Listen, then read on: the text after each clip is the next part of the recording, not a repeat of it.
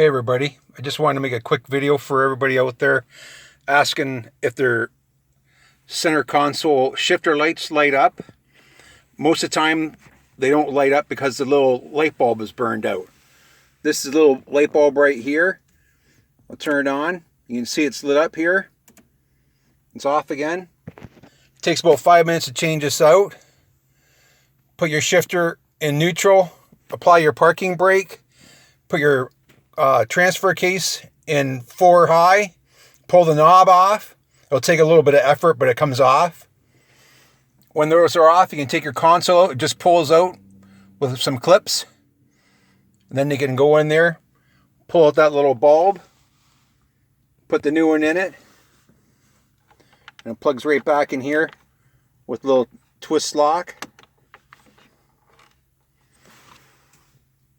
And then it's lit up. Thanks for watching.